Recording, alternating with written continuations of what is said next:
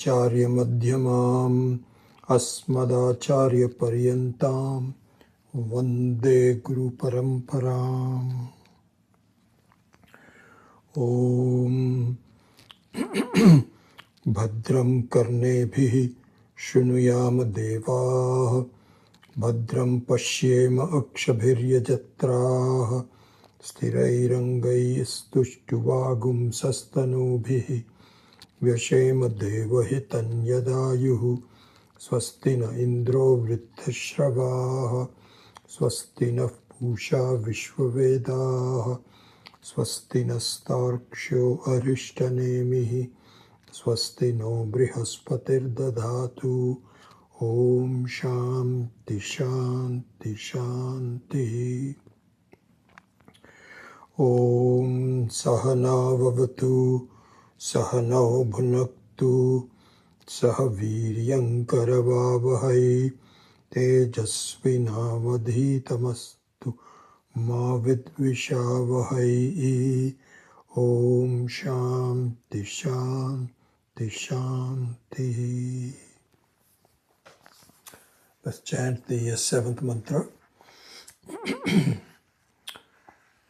Nantaf pragyam na bahish pragyam na ubhayataf pragyam na pragyanaganam na pragyam na apragyam adrishtam avyavaharyam agrahyam alakshanam achintyam avyapadeshyam ekatma pratyayasaram prapancha upashamam shantam shivam advaitam chaturtham manyante sa atma sa vigyeyaha.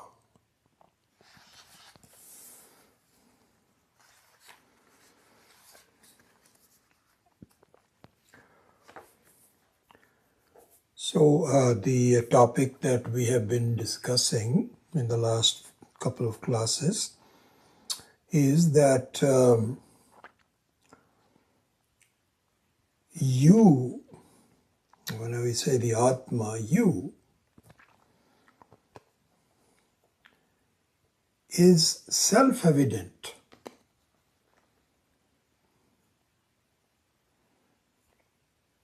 Is what is called Swata Siddha and Swayam Pramana, Swayam Jyoti. This is just an amazing thing. That you don't need any proof.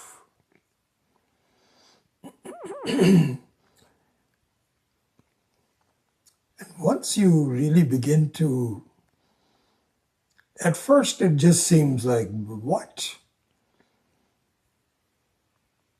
When you say you don't need any proof, that means you are totally independent, right? Because the only thing that needs a proof is something which is dependent on something else. So you need the proof of that thing that you are dependent on. And so this is a very amazing thing, really, that I am being born into a situation where I'm very dependent, right? Highly dependent when I'm a child, and less dependent but still very dependent on when I start to grow up. Totally dependent on the world, on the food, on situations. And this is who I think I am. I'm a dependent person. I'm trying to be independent, but I don't think I can. and the whole life passes by, and my sense of dependency does not go. So this is the situation. So here comes Vedanta, which says, wait. It's not true. How you take yourself to be, yes. How you take yourself means that you are a dehadhari. You are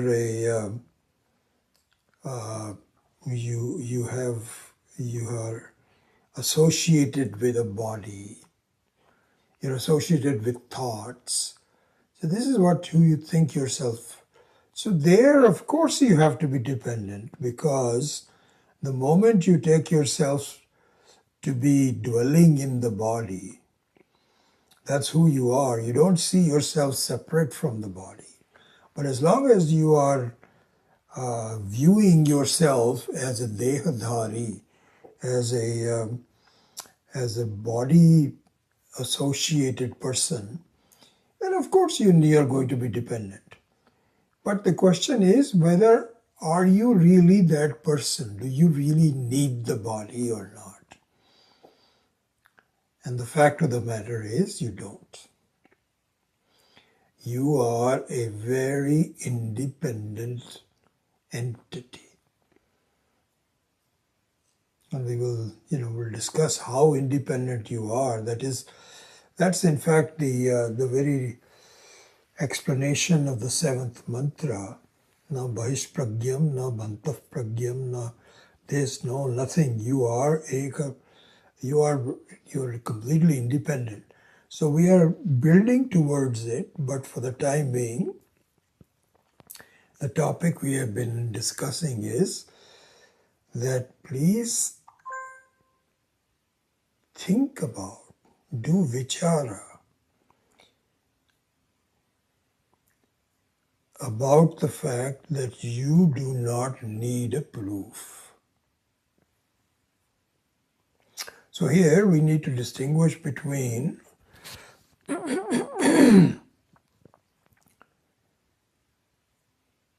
that I am doesn't need a proof. But what I take myself to be needs a proof. So what is meant by that is that you are doesn't need any questions. As we have discussed it before, and it's a good way to look at it, that when you have a problem with the body, like you have a cold or some infection or some pain in the particular parts of the body, then you go to a doctor. And there is a meaningful transaction that occurs. The nurse would ask you prior to the doctor coming in, I just want to see your vitals and what are you here for? So they have to write it all down so that the doctor can quickly review it to see what is it you're meant for. You'll say, I have some problems with this part of the body, etc., etc. But if you go there and the nurse says, why are you here? And you say, I just want to make sure that I am. You can imagine the mayhem that will take place. They will think you are mad. All kinds of things will happen. So this is a very important thing, that you and I are, that we are, doesn't need any proof, doesn't need any questions, no pramana, no sadhana, no nothing. And as we discussed it in the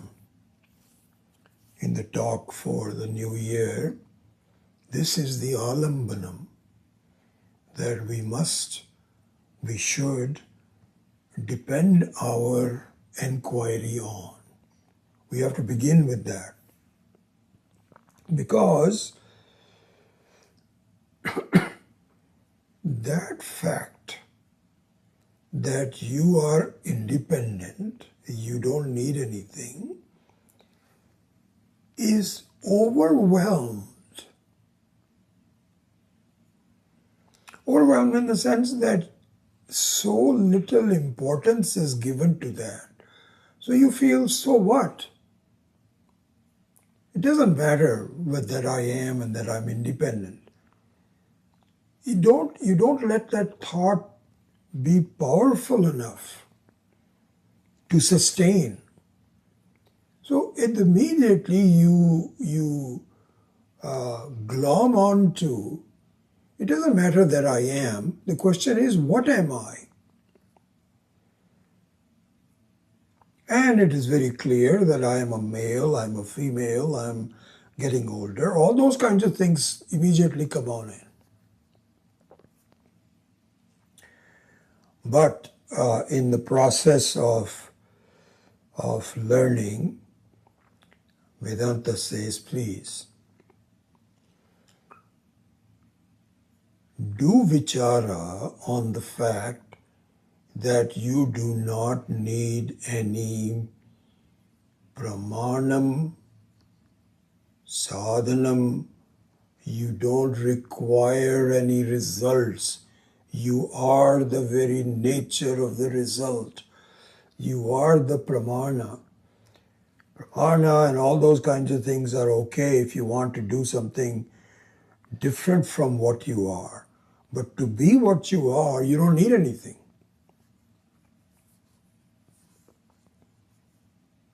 So this was the topic that we were discussing, and we spent some time on that. So then the next question occurs, which is, but everybody talks about sadhana panchakam, sadhana chatushtayam. It's very obvious that we have to purify our mind. We have to be in harmony with the world. Otherwise, we have problems. It's very obvious.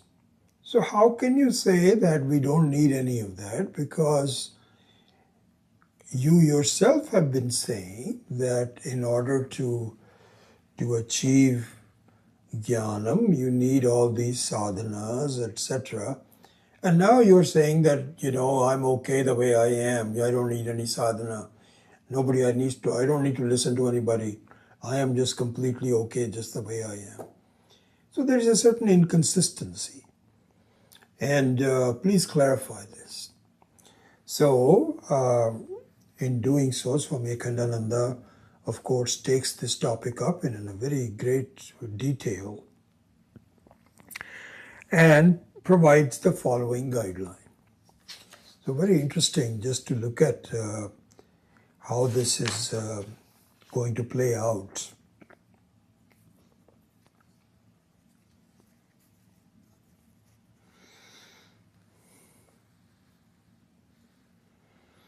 So there's a lot to be talked about this. Let me see if I can...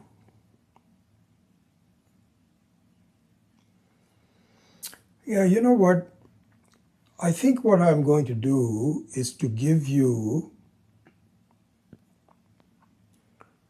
a kind of an overall idea of the need for sadhana and all those kinds of things and how it is not needed by the following example.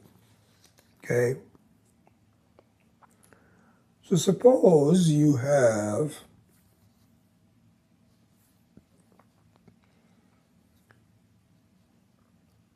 a broken foot for a twisted ankle, what have you, doesn't matter. Something happened to you. Oh, I was telling you this reminds me, there's a friend of ours who broke his ankle, really broke it. And he's a grown man, he's in his 50s, and very educated and very healthy and all that. And so we asked him, I said, what happened? He says, don't even ask. He said, it is because I was walking my dog and I was perfectly balanced, everything was fine. And all of a sudden, and this is what happens, I guess, in the world of dogs. They're okay, normally but if they see another dog, particularly of a different size than what they are, I don't know, I'm not an expert in this, but this is what I hear. They go crazy. They start barking and they lose their balance. And so he says, this is what happened. I was just walking and probably just watching my iPhone and, cell phone. All of a sudden, this dog jerked and I just fell down. You know what happened? This happened twice to him. Twice. And he was on crutches when we saw him. So here's the situation. Suppose you break your bone somehow or the other through dogs or carelessness, you missed a step or whatever it is. You now have to resort to crutches. You cannot walk by yourself. You need crutches. So in a way, what the situation is, when we are born into this life, each one of us, we need crutches. It's very obvious that as a child, you need so many crutches. You need to be fed. You can't even go to the bathroom by yourself. Everything has to be held for you. Crutches, crutches, crutches. Then slowly as you grow up, the number of crutches reduces, but you still need a lot of crutches. And the crutches you need to understand what the world is. You also need Ishvara. You need Ishvara because whether you know it or not, the whole world works on the principle of somebody who is in charge of making sure that everything is working through karma and karma phala and so on. And so if something should go wrong, you'll go crazy. This is what happens. If you don't have any faith in Ishvara, then you can really blame yourself, blame the world, all kinds of things. But in order to gain a certain amount of equanimity, of Shraddha, you need to have a faith in Ishvara. That there is something going on and there's some mistakes I made, whatever it is. But it's kind of like, when you're on crutches, you're under the care of a doctor. And the doctor has to tell you that, listen, you're making progress, but you're not completely well yet. You don't have the ability to walk on your own. Yes, your bones are healing, and so you need to resort to somebody who's you can depend on for advice. So this is exactly what our situation is in life, is that we have to, if we are wise, we have to rely on the advice of Ishvara. And Ishvara says, you're doing better in dealing with the world, in your attitudes, but you are still dependent, and you still need to rely on the world. There's nothing you can do about it. Please keep on working. So this is the situation. Now, what is unique about Vedanta is to say that if you keep on strengthening yourself,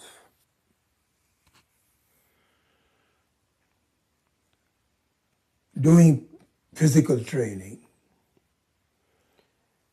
eating well, having good nutrition, calcium for the bones, etc., a number of things. If you become strong enough, at some point in time, you can throw away the crutches. And you become, relatively speaking, independent.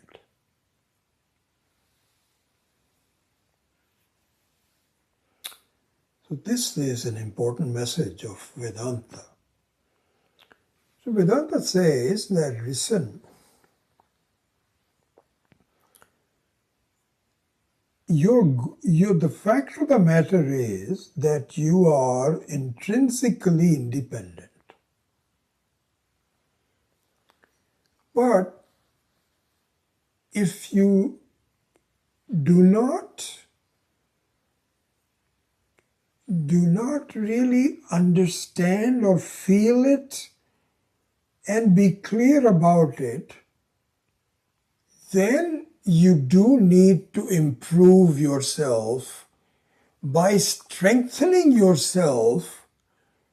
But the goal is that you are now needing nothing.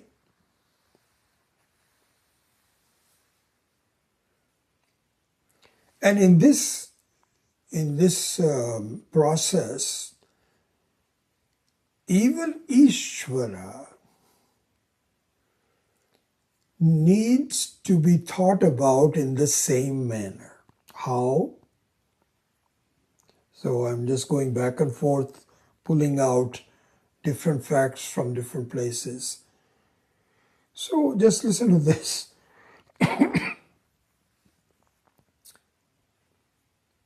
We have talked about upadhi.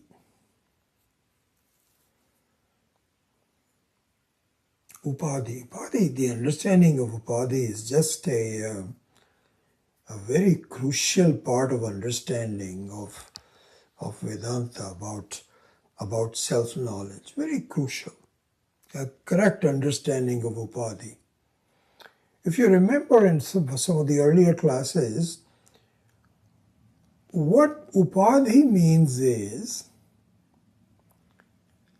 something which is very close to you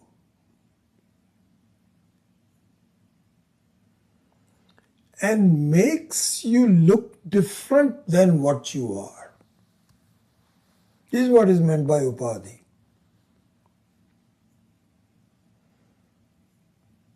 Right? So, we've had so many examples of the upadhi. The very classical one, of course, is that if you have a crystal which is colorless, and if you have a flower very close to it, then the crystal appears to be the color of the flower. This is the classical example of the upadhi. So in our case also, what happens is, my body-mind complex means the physical body, all the organs associated with the body, both the knowledge-based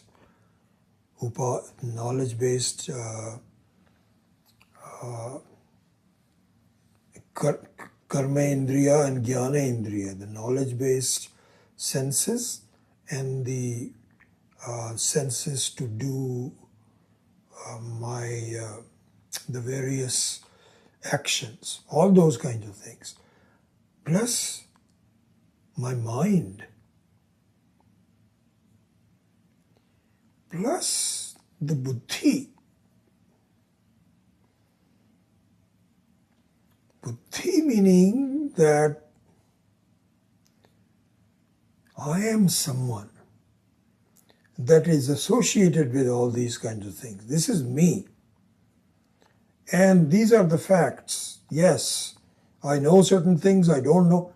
So no doubt about what I am, what's happening to me. This is the buddhi. So this combination of all these paraphernalia is my upadhi.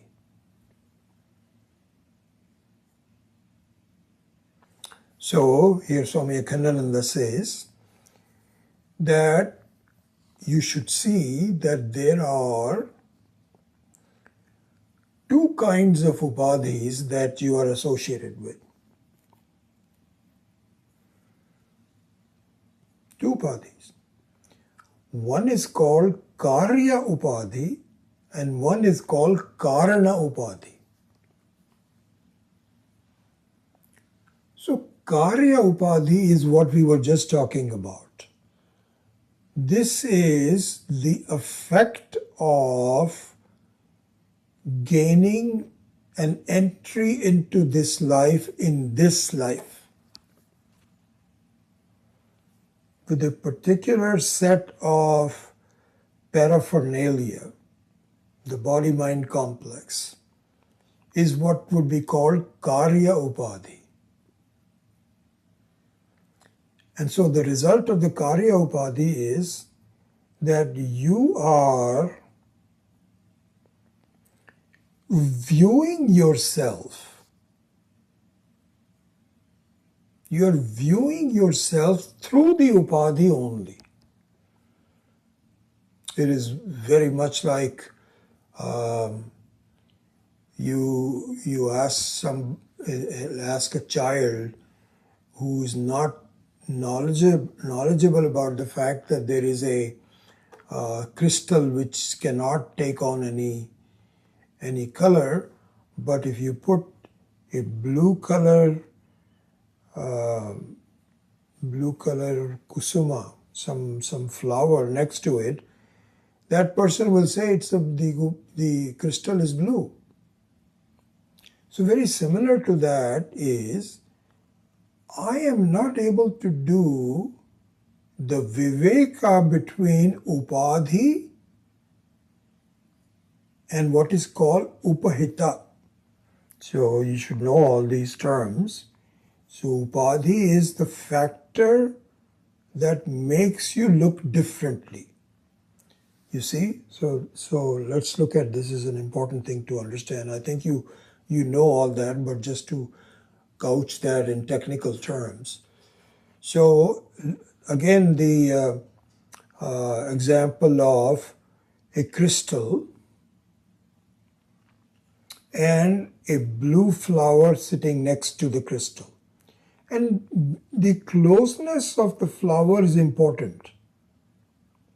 If it is far away, it will not influence it. But if it is very close to it, it would influence it. So in this process, the word upadhi refers to what? The blue flower.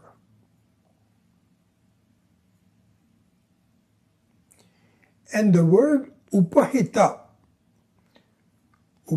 means affected by the upadhi refers to what? The appearance of the crystal being blue is what is called upahita. Upadhi, flower, and upahita means the entire crystal appears to be blue. So this is the technical meaning of the word upadhi and upahita. That's the example. Now let's look at that in our life.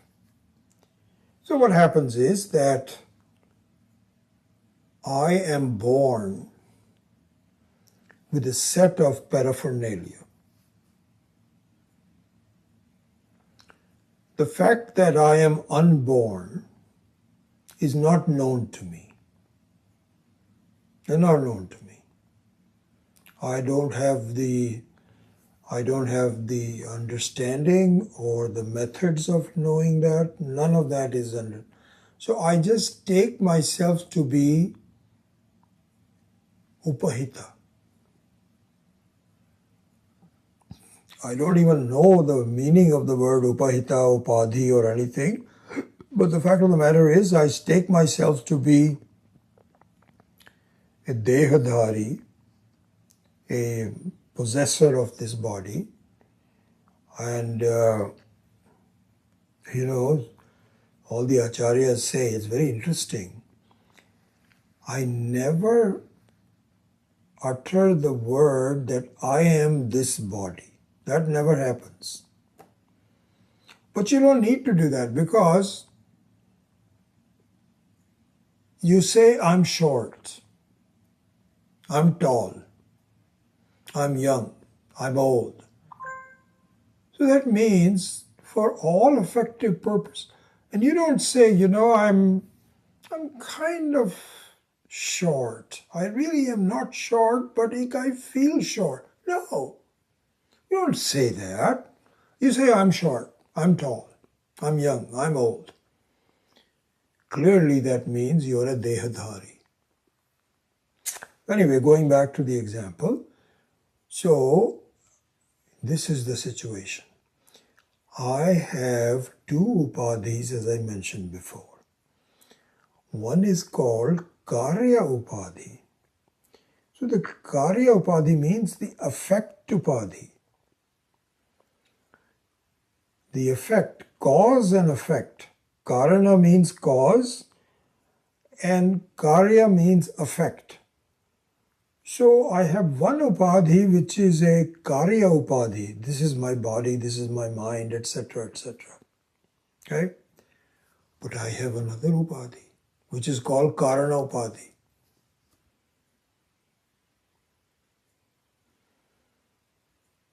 And in the karana upadhi, you can club into it how you came into this existence. Your mom and dad, karana upadhi.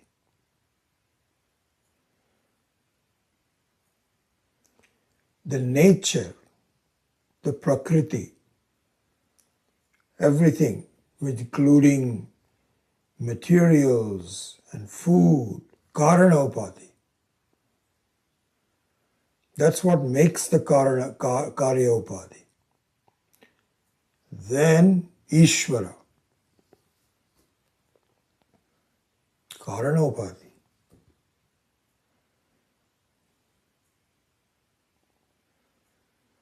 Okay, so now we have, if you want to simplify this bifurcation, this segmentation, you can say, I have a jiva upadhi and I have an Ishvara upadhi.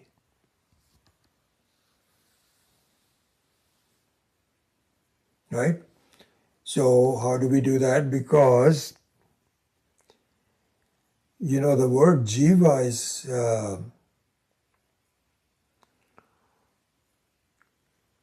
an interesting word.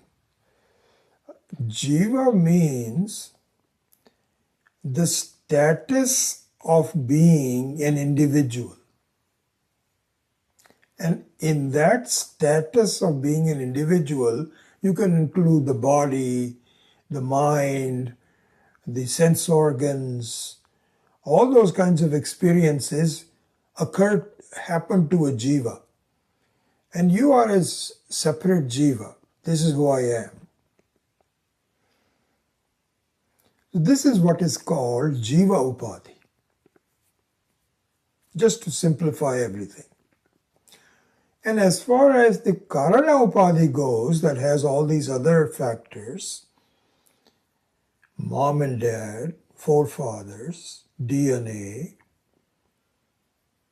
all the previous karmas that brings me here, the possibilities, the knowns and unknowns, all including up to Ishvara.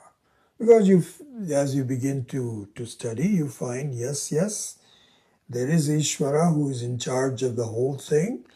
And then based on the laws of Ishvara, you take up this life in a particular manner. This is what is called Ishvara Upadhi. Right? Okay.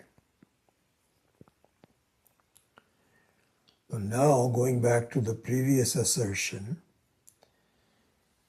the Jiva Upadhi, because of the Jiva Upadhi, you necessarily feel dependent.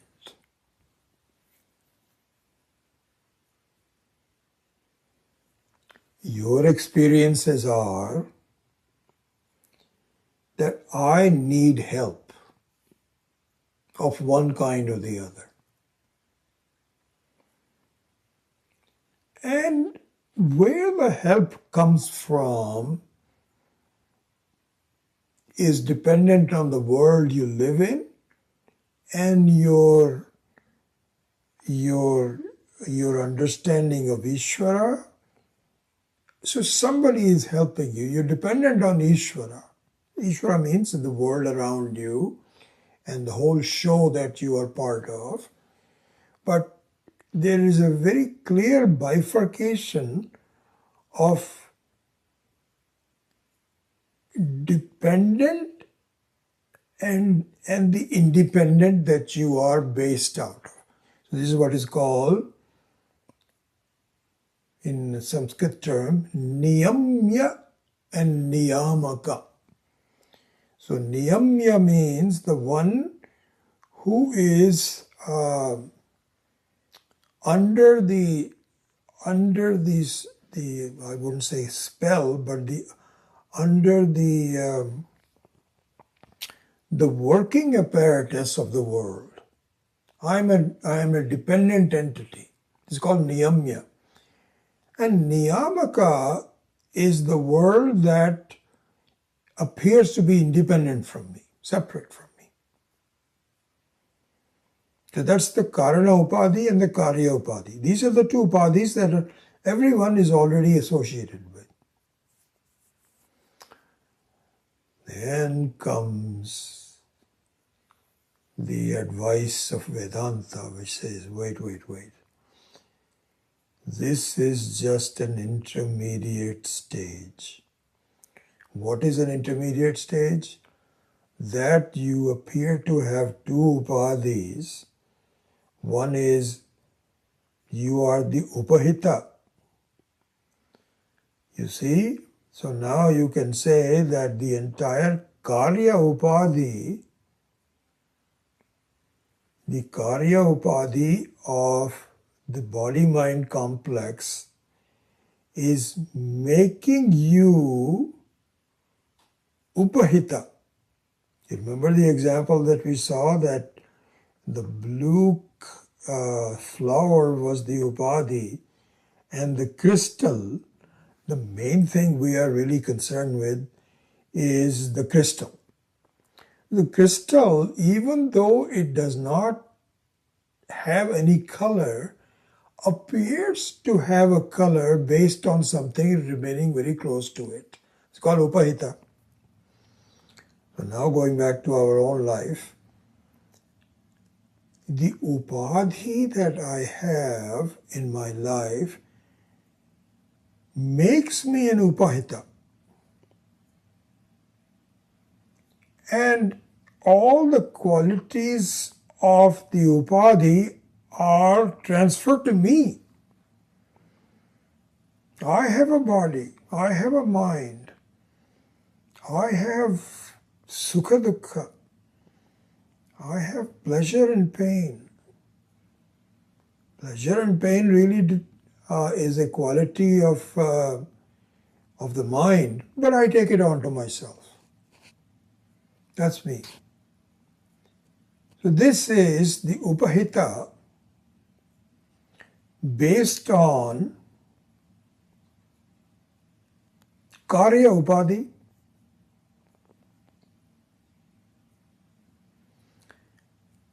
what is the upahita of the karana upadhi?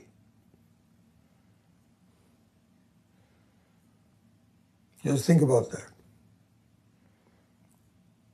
See, I am the upahita, so I've got like two things close to me. One is the karya upadhi, one is the karana upadhi. What is the upahita for the karana upadhi? They are really the two sides of the same coin. What do we mean by that? Two sides of the same coin. I am dependent on something which is separate from me. So something which is separate from me and I am depending on it is the upahita for the karana upadhi. That means I think of, this gets, this is where we need to sort of build our understanding. Basically what it means,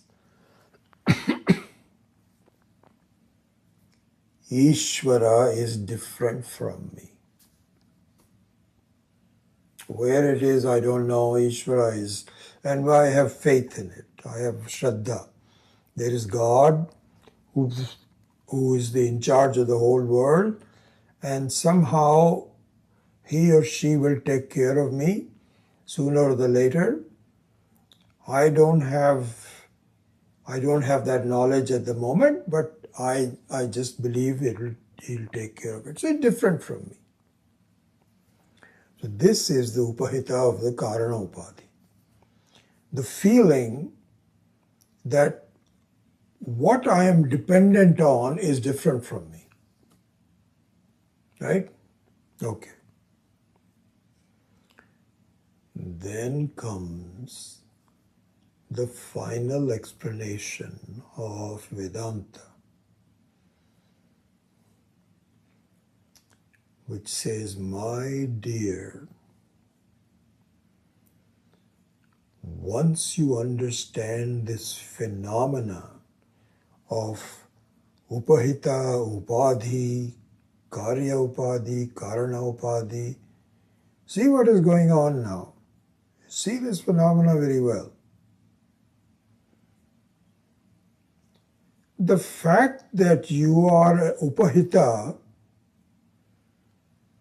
that you are a blue crystal, is not true.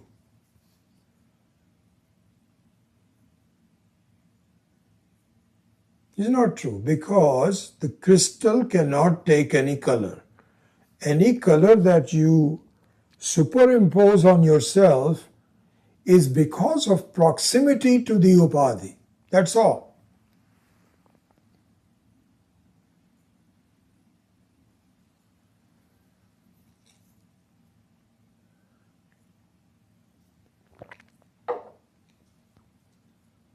And therefore, the next step is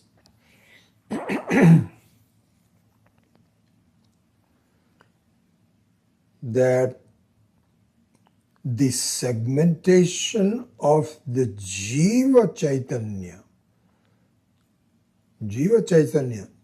So here I'm introducing the word Chaitanya in this context. You already know what that is. Chaitanya means knowledge, jnanam, the very basis of everything, jnanam, what we call consciousness.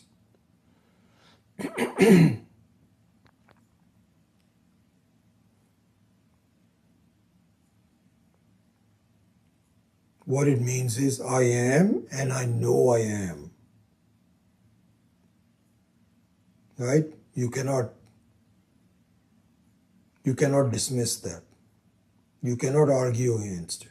This is who you are. You are and you know you are. Satyam Jnanam. So this Jnanam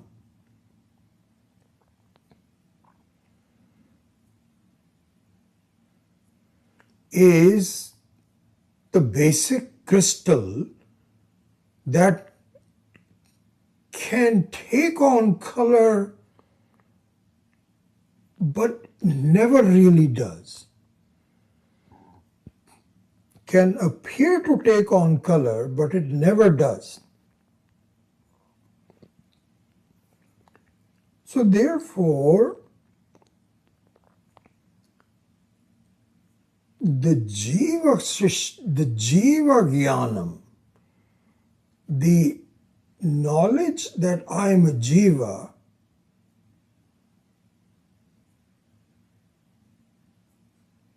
the basis of that is Jnanam. That I am a Jiva Jnanam, the basis of the fact that I am a Jiva, that knowledge, just like any other knowledge, the knowledge of a table.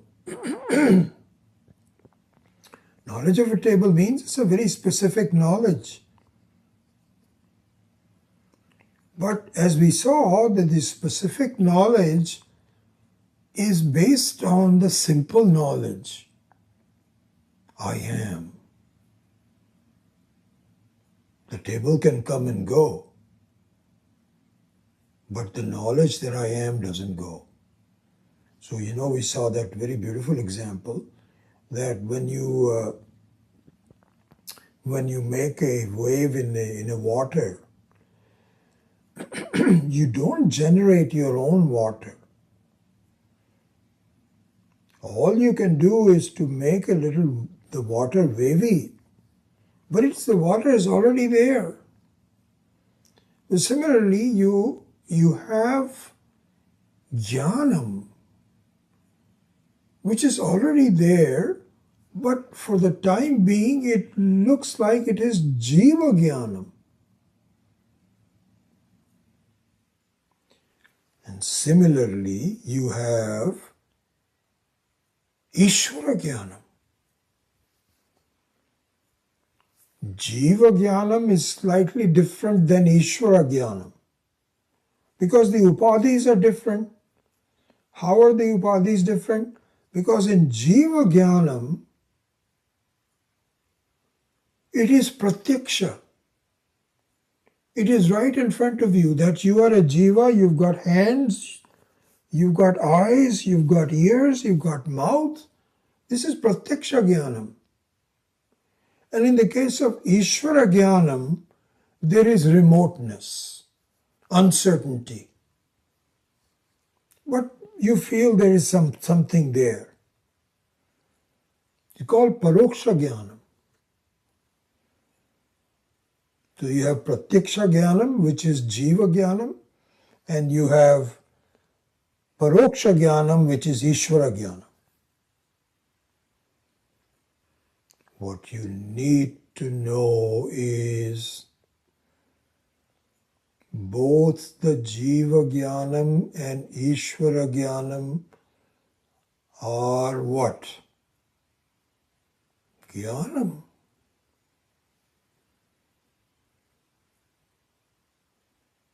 Jnanam.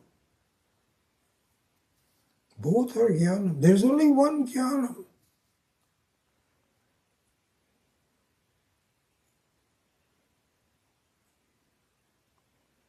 And that one jnanam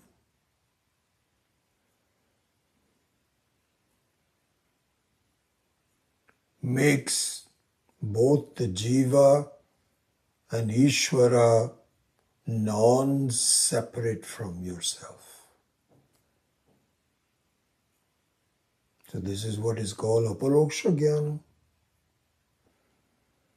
Because pratyaksha jnanam also dissolves as though in the aparoksha jnanam, and the paroksha jnanam also dissolves itself in aparoksha jnanam. There's only one jnanam. And the whole thing is nothing but jnanam, jnanam, jnanam, jnanam. That is what the water of the whole ocean is. And then specifically you can become jiva jnanam, that jiva, this jiva, this jiva, that jiva. All jnanam, jnanam, jnanam, jnanam. So once that occurs,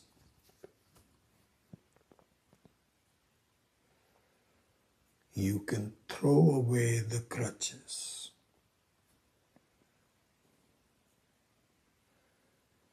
You don't need it.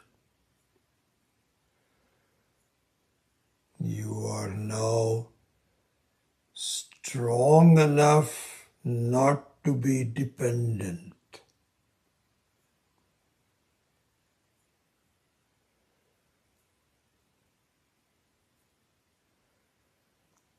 Okay, that being the case, I just brought up that example. Now you can go back to what we started our discussion on, which is need for sadhana or not, need for pramanam or not. So now we can reconcile the apparent conflicting messages about you don't need any sadhana versus you need lots of sadhanas. In fact, the entire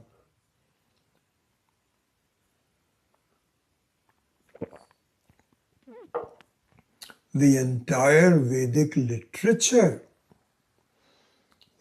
all, not only literature, but the entire Vedic advice on how to lead a life is all to strengthen yourself with the sadhana. How? So, for example, they say that even the two-dimension world, one is varna and the other the ashrama. So varna means what kind of gunas you are born with. So there are 4 varnas: Brahmana, Kshatriya, Vaishya, Shudra. And ashrama, which is brahmacharya, grihastha, vanaprastha, and sannyasa, is nothing but advice on sadhana. Sadhana chatushtaya viveka vairagya sampat shatka sampattihi mumukshutvam. Sadhana.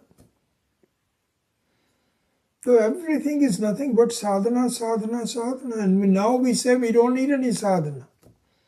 So we should understand what is being said.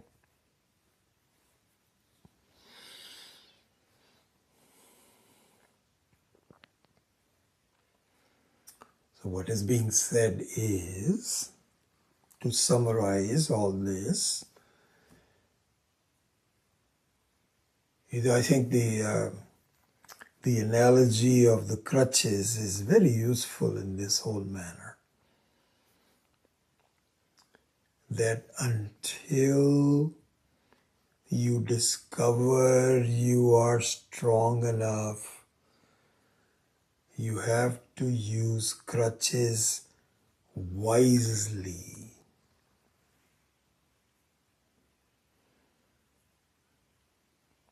Using crutches wisely means select the crutches very carefully.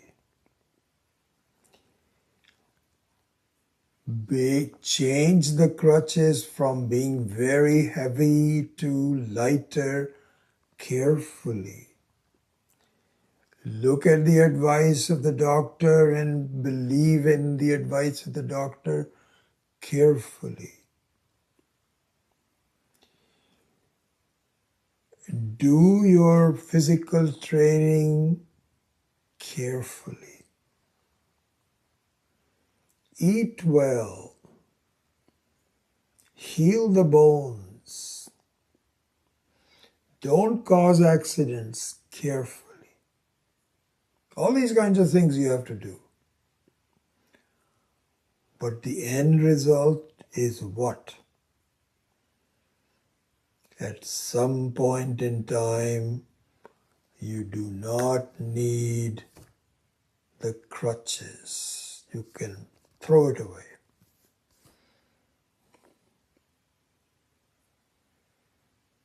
So here the advice of the Vedanta is that you don't need crutches realistically. You don't. You don't need any because, what do you mean by that? How do you say that? We say you are the one who is independent. You are the one who is giving rise to all the thoughts. They all rise in you and they dissolve in you, and you remain independent. You are Swatasiddha. Just see. You are I am and I know I am. That is the truth about yourself.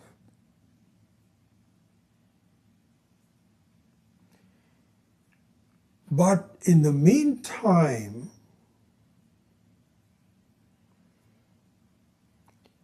you have to strengthen your mind and understanding to a point where you can throw away the crutches.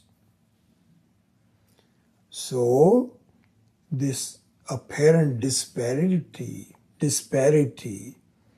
that on one hand you don't need any sadhana, no pramanam, is consistent with the fact that you need lots of pramana, lots of sadhana.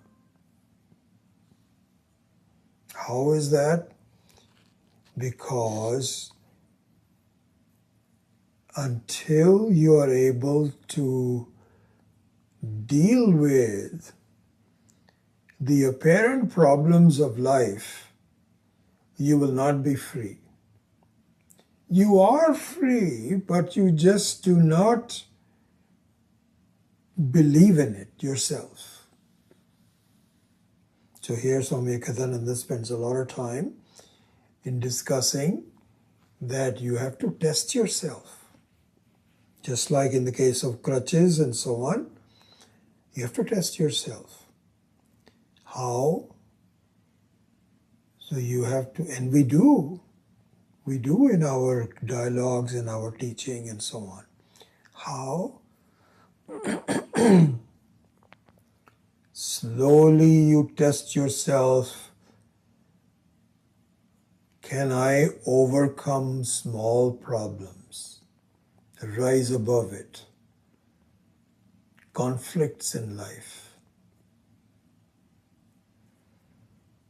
Someone insulting me. Someone praising me and I am getting so happy about that I lose my own sense of who I am. All the raga dvesha, all the papa and punya, all the small conflicts, my treatment with others, my sense of forgiveness, all those kinds of things, I have to strengthen myself. And I strengthen myself from the knowledge of who I really am. I didn't know that before. But the fact of the matter is that the more I think about I am, and I know I am, I'm independent. This is what I need to resort to. All the acharyas say this, that, so this is what is meant by Shravanam, Mananam and Nididhyasanam, that you resort to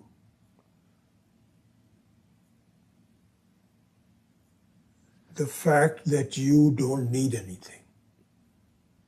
You resort to it again and again to remind yourself. And one should be forgiven that this is not obvious.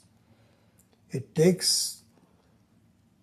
can be obvious to Mahatmas, born Mahatmas, but for those of us that are trying to become Mahatmas, it's not obvious.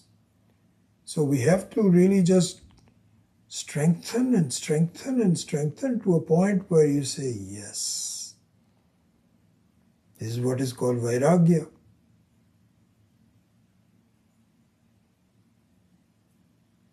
Here Swami Vivekananda very beautifully points out, he says, Jnanam does not create Vairagya, but Viveka creates Vairagya. Very beautiful.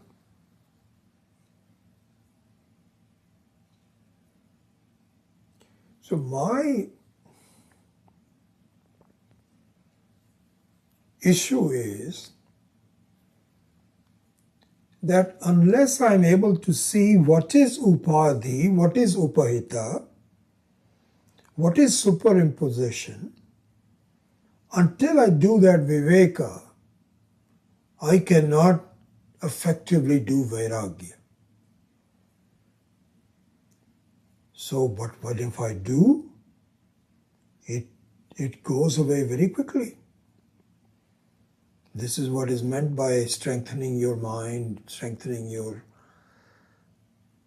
paraphernalia and all that. And so this is a push-pull, that you rely on the truth about who you are, and you now begin to get stronger to deal with your natural tendencies of being dependent on the world. And the less you depend on outside, the more clear your knowledge about yourself is. And the more clear your knowledge is, the less dependent you are. It's a push-pull.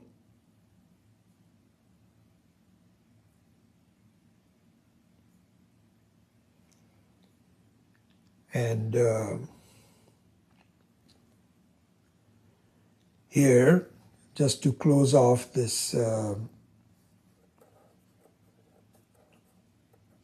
is quite a bit more to talk about, but so here, one very interesting thing that Swami Vivekananda points out, in the sense of giving analogy.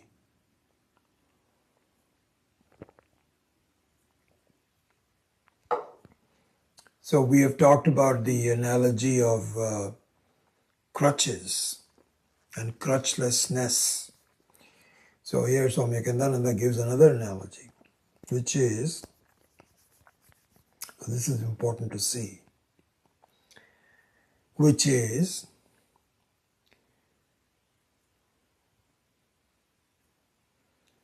a wrestler, one who becomes strong, bodily strong, to be able to out-wrestle anybody else. There's the analogy. Okay? So he says that a wrestler who wants to become a world champion needs a lot of help. He needs a trainer,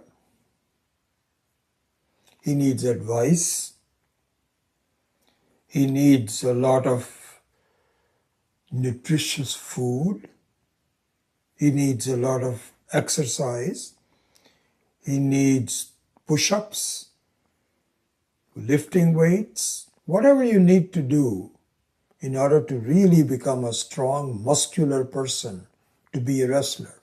You need a lot of help. You cannot just do that by yourself. You almost need a staff of people around you. So this is very much like all the sadhanas that I need to have. As we talked about, the varna and the ashrama, the yoga, the bhakti, the dharma, all paraphernalia that helps me become stronger. All that is good. But Swamiji says, look at the wrestler. When the real fight begins, the wrestler has to do it by himself, completely alone. You cannot have people assisting him, and that's not what it's meant for. You do all the preparation ahead of time, but when you are ready, or you think you are ready, you don't need anybody else. You cannot have anybody else. You do it all by yourself. It's a very beautiful analogy. Really, I learned a lot from when I read this. What it means is, for you to discover that you don't need anybody. You have to do it yourself.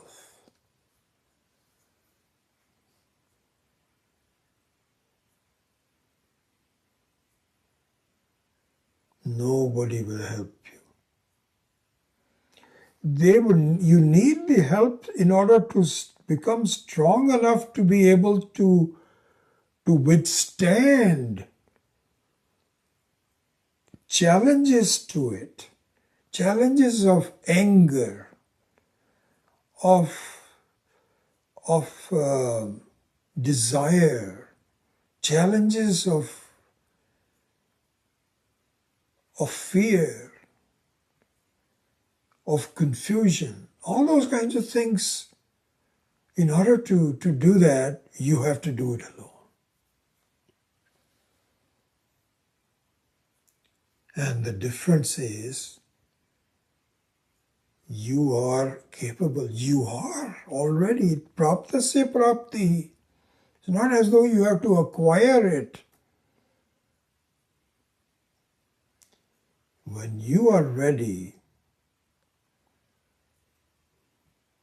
it drops off. The relationship between Jiva and Ishvara becomes very clear. You become independent, capable, and this is what freedom is. So this is a very beautiful set of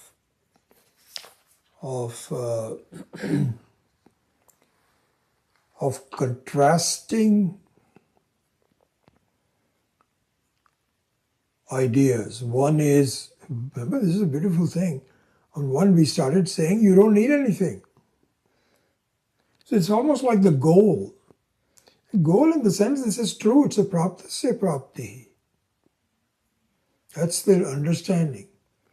But in order to gain that understanding, you must be strong enough to be able to withstand the challenges of the world. For there you need help and get help. But like a wrestler, in the final analysis, trainers and this and that are all gone. You are the one who will conquer all the problems that you are imposing on yourself. You don't need to. But to take them on, you must be strong and clear about it. Very nice way to discuss this, or to present this. All right, so with that we'll close today's class and we'll go on. We are approaching now the main verse itself, but all of these backgrounds will help us to gain clarity about the verse number 7, which is the most important verse of the entire Upanishad, Nantah pragyam, na bahish pragyam, etc. So we are approaching actually directly dealing with those words and the meaning of those words. So hopefully that will come soon. So with that, we close today's class.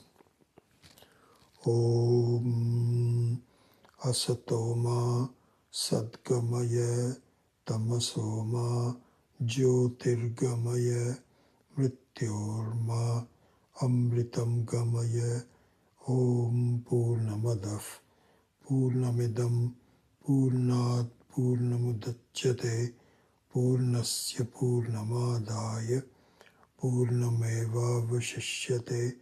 Om Shanti Shanti Shanti. Harihi Om. Shri Gurubhyo Namaha. Harihi Om.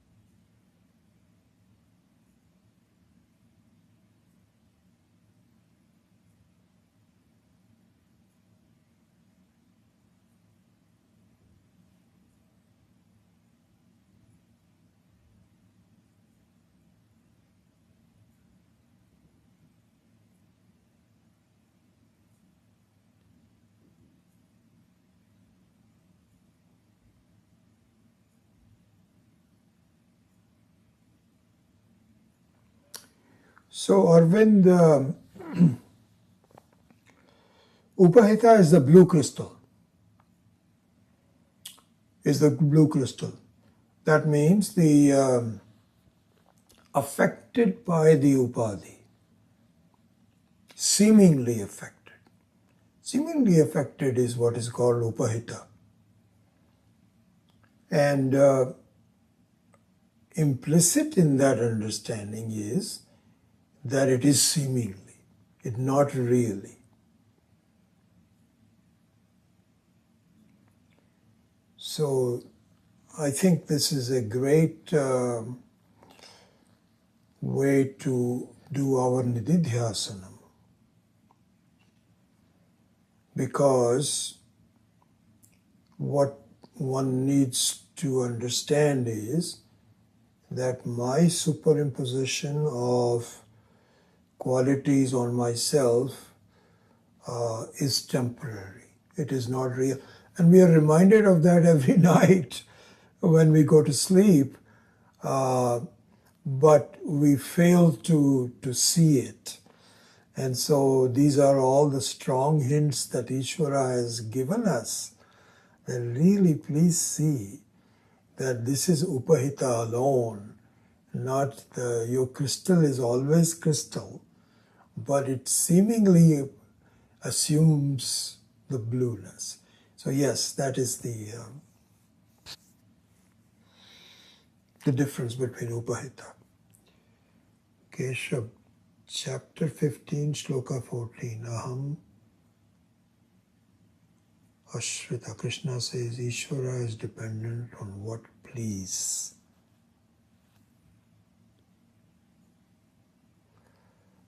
Keshav, what I would like to do, if you don't mind, is go to that verse and try to understand exactly what your question is after I look at it, and then I can send it to you separately or in the next class explain what your question would be.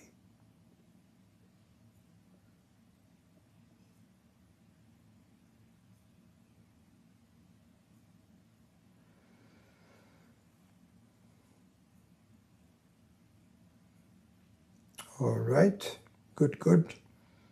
Happy that you all came to the class, and I will see you next week. Hari Om.